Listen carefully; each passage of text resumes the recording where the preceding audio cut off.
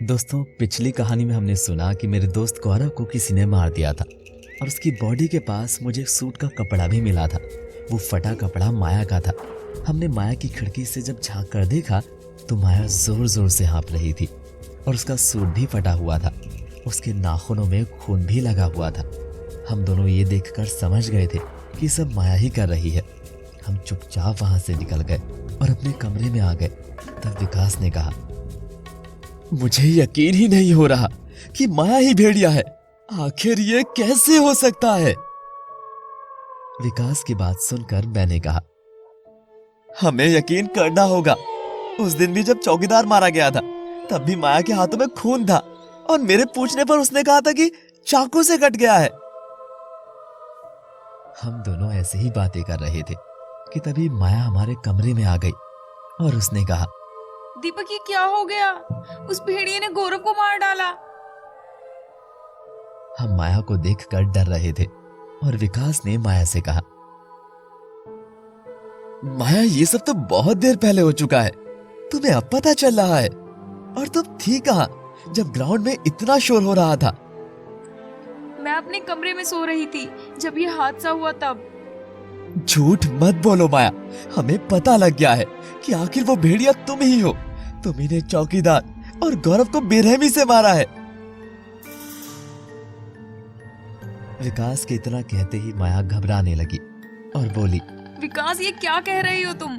मैं और भेड़िया? तुम्हारा दिमाग तो ठीक है ना? देखो दीपक, ये मुझ पर इल्जाम लगा रहा है। माया को घबराकर बातें करते देख मैंने उससे कहा, हाँ माया, हम जान गए हैं कि तुम ही भेड़िया हो और हमने देखा था कि गौरव की लाश के पास तुम्हारा सूट का फटा हुआ कपड़ा पड़ा था और तुम्हारे नाखूनों में खून भी लगा था। माया मेरी बात सुनकर इधर उधर देखने लगी और उसने कहा, विकास, दीपक, ये सब बकवास है। हाँ, ये सच है कि गौरव मेरे पास आया था और उसने क्या? तुम्ही ने भेड़िया बनकर उसकी जान ले ली है, यही ना? देखो माया, हमें छोड़ दो प्लीज। हम किसी से कुछ नहीं कहेंगे और यहाँ से चले जाएंगे। मेरा इतना कहते ही बाहर फिर से शोर होने लगा था और चीख पुकार फिर से होने लगी थी और हमने भागकर बालकनी से देखा एक विशाल भेड़िया एक स्टूडेंट को गर्दन से पकड़कर घसीटते हुए ले जा रहा था। उस भेड़िया का आधा हिस्सा जानवर का था और आधा इंसान का। उसको देखकर हम सब डरने लगे थे। वो भेड़िया उस स्टूडेंट को लेकर जंगल की तरफ भाग गया था। अब हम सभी छात्रों ने फैसला कर लिया था कि इस हॉस्टल को छोड़ देंगे। पुलिस भी उस भेड़िया को नहीं मार पा रही थी और रोज रोज खून का ये खेल हमारे हॉस्टल के बीच चलने लगा था। हम सब डर के साए में जीने लगे थे कि कब किसकी मौत आ जाए पता नहीं।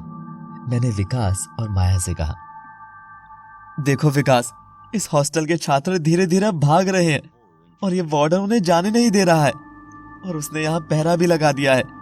हमें अब उस जंगल के रास्ते से आज रात में ही निकलना होगा।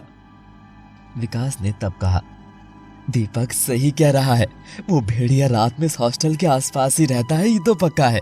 हमें कैसे भी उस वार्डन के पहरे से बचकर जाना होगा क्योंकि वो वार्डन नहीं चाहता कि उसके हॉस्टल का नाम खराब हो। इसीलिए हमें आज रात ही निकलना होगा। हम सब रात में निकलने का प्लान बना चुके थे। हमारे कमरे के बाहर से चौकीदार पहरा देते हुए निकल गया। तभी हम सब चुपके से जंगल वाले रास्ते पर पहुंच गए। माया वहां जाने से घबरा रही थी। उसने कहा, लेकिन दीपक, उस जंगल में तो वही भेड़िया है। हम कैसे जा सकते हैं वहां से? तब मैंने उससे कहा, माया, अगर हम नहीं गए तो इस हॉस्टल में मारे जाएंगे। आखिर कब तक हम कमरे से बाहर नहीं निकलेंगे? हमने एक दूसरे का हाथ पकड़ा और जंगल के रास्ते से निकल पड़े। कुछ दूर पहुंचने पर हमें किसी के घसीटने की आवाज साफ आ रही थी। हम सब एक पेड़ के पीछे छुप गए और देखने लगे। थोड़ी देर बाद एक आदमी आया और उसके हाथ में एक लाश थी। हम ये देखकर बहुत घबरा रहे थे। वो लाश हमारे ही हॉस्टल के एक छात्र की थी। हमारा माथा फटा जा रहा था। आखिर ये कर कौन रहा है?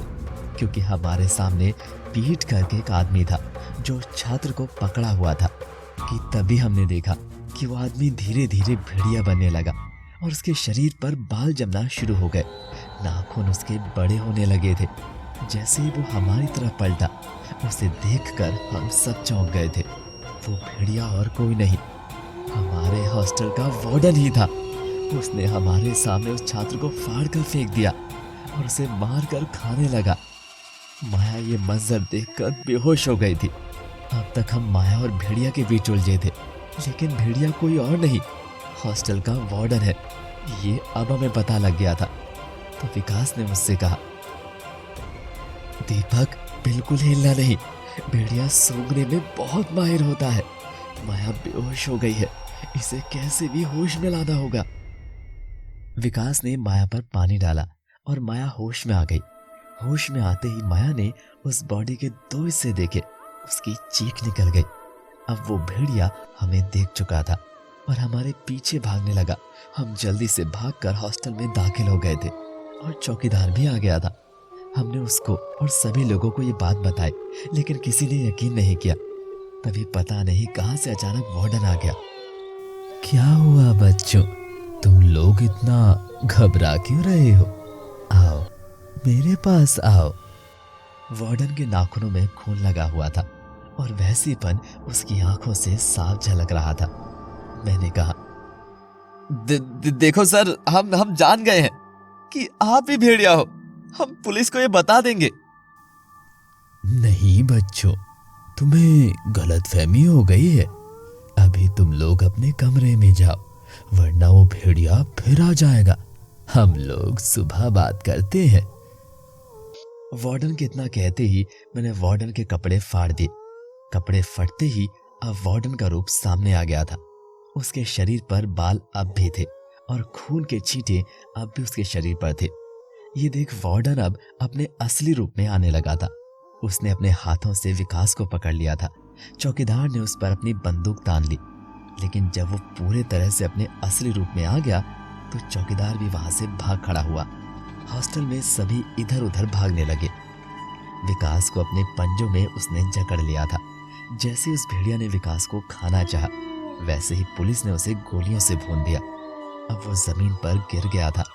पुलिस ने ताबड़तोड़ गोलियों की बरसात उस पर कर दी, जिससे वो मारा गया। पुलिस ने कहा, विकास, आज तुम्हारी वजह से सच सामने आ पाया है, नहीं तो हम कभी जान ही नहीं पाते कि भेड़िया कौन है।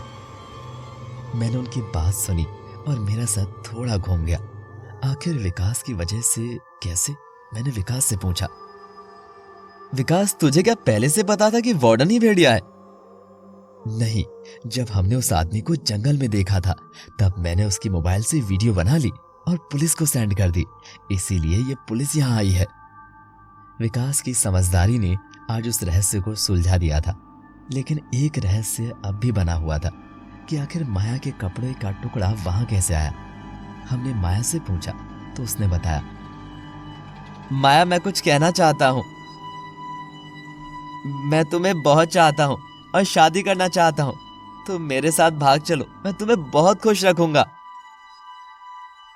ये कहकर माया रोने लगी और शर्म से आंखें नीचे कर ली। मैंने माया से कहा, वो गौरव सही मौत मरा है। अगर मुझे पता चल जाता तो उसे आज मैं खुद मार देता अपने हाथों से। ये कहकर माया को मैंने उठाया और उसे भरोसा दिलाया कि हर कोई गौरव नहीं होता। तभी माया ने हंसकर कहा, एक बार फिर सोच लो। माया की बातें सुनकर हम सब खूब हंसे। तो दोस्तों, आपको ये कहानी कैसी लगी? ऐसी ही मजेदार कहानियों के लिए बने रहिए आरजे मोहित स्टोरीज पर, क्योंकि ऐसी कहानी आपको सिर्फ हमारे चैनल पर ही मिलेंगी। तो देर क्यों कर रहे हो? चैनल को अभी सब्सक्राइब करिए, साथ ही बेल आइकन को भी दबा लीजिए और आनंद लीजिए ऐसी मोस्ट हॉरर कहानियों का मेरे साथ, यानी आरजे मोहित के साथ। Bye bye, good bye.